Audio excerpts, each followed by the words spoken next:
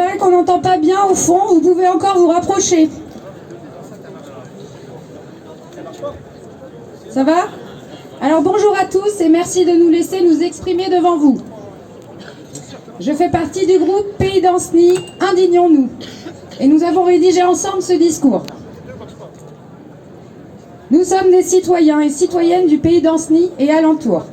Nous nous sommes réunis suite aux annonces de François Bayrou et de son programme d'austérité. Un petit groupe sur Anceny s'est constitué et nous avons décidé d'organiser la première assemblée générale le 21 août. 2 autres ont suivi. Tout du long, plusieurs se sont mobilisés pour informer, rassembler, tracter sur Anceny et alentours. Et le 17 septembre, nous étions 400 sur le rond-point de Téréna, avec le soutien de certains syndicats du coin, FO, CGT et FSU.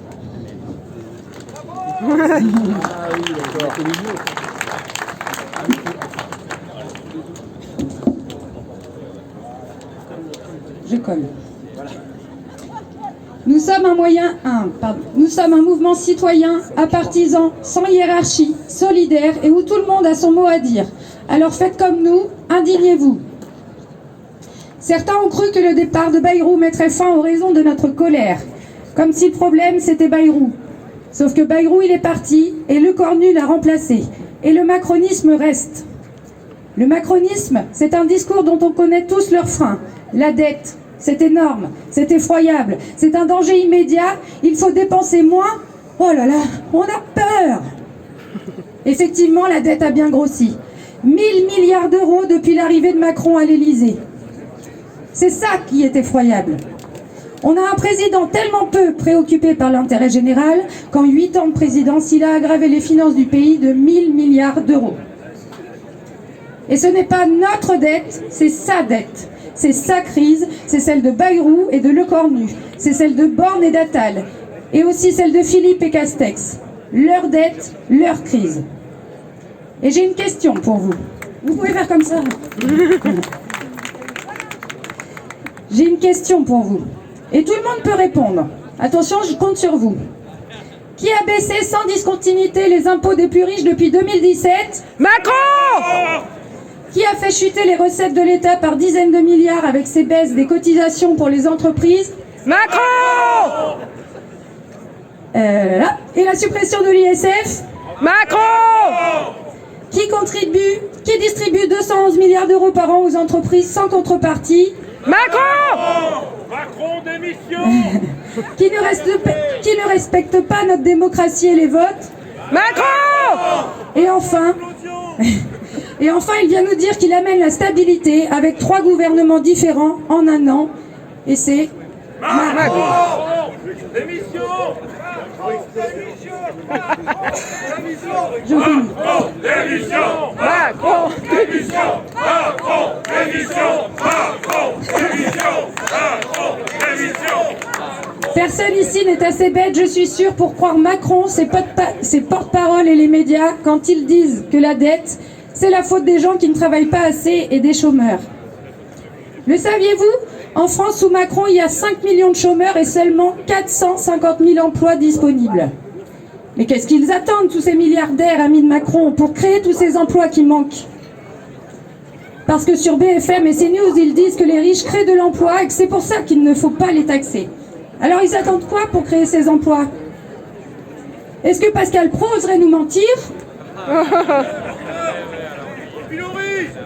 Aujourd'hui, on a besoin et on veut du changement. Ce changement, il va falloir aller le chercher. Il va falloir le prendre, il va falloir le construire et il va falloir l'imposer.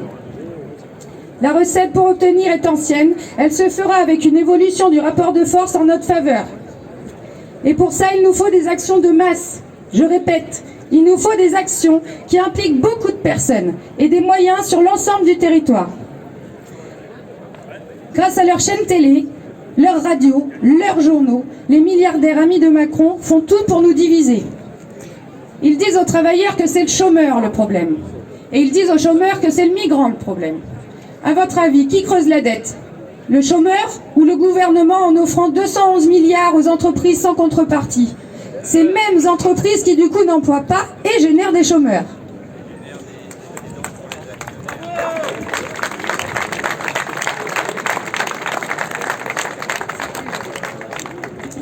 ont une tactique en faisant ça. Ça s'appelle faire diversion. Ne nous laissons plus avoir par les divisions et faisons corps en tant qu'entité populaire. Travailleurs, chômeurs, retraités, expatriés, étudiants, indépendants, handicapés, nous avons tous et toutes notre rôle à jouer parce que cette société, on la vit et on la constitue ensemble. Nous... Hein? Pour la finance. J'ai pas tout lu. Nous voulons vivre et pas survivre. Nous voulons travailler mais pas mourir au travail. Nous voulons avoir une vie active mais pas une retraite à 64 ans.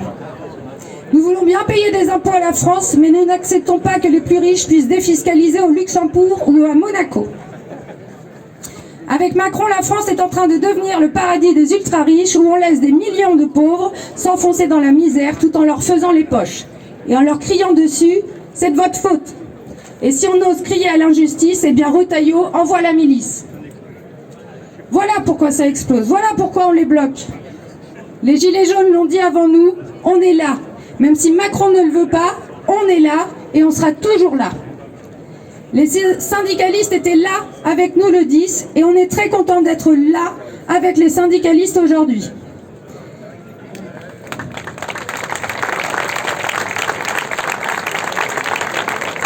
Si on ne lutte pas, si on ne s'unit pas, si on rentre chez nous, eh bien on va continuer à perdre notre vie à la gagner. On va continuer à se laisser marcher dessus par Macron et ses copains, tous ces bourgeois qui nous prennent pour de la merde.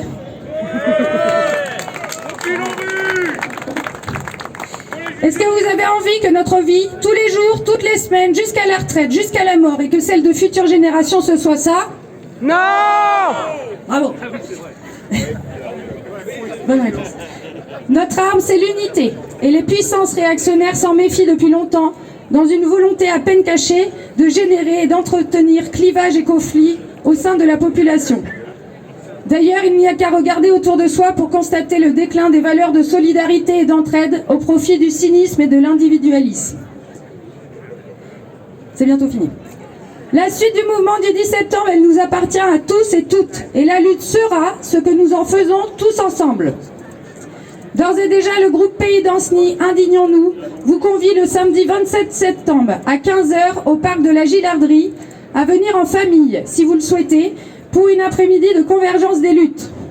Sous le signe de la convivialité et de la solidarité, vous pourrez assister et participer à un tribunal populaire, à des débats et des auditions citoyennes. Nous pourrons nous rencontrer autour d'un buffet partagé avec gourmandises sucrées ou salées. Et pour organiser cette belle journée de convergence, nous avons besoin de bénévoles et nous vous donnons rendez-vous ce dimanche à 14h avec un thermos de café et votre détermination sous le parking des Vinaigriers. Parce que la lutte, c'est aussi ça, faire équipe, se rencontrer, discuter et avancer. Sortons de nos foyers et de nos écrans pour vivre la vie dont nous rêvons tous. Passons notre peur du changement tous ensemble et devenons acteurs de nos vies. Si vous avez des questions, je suis par là. Et merci à tous pour votre écoute. Rendez-vous au 27.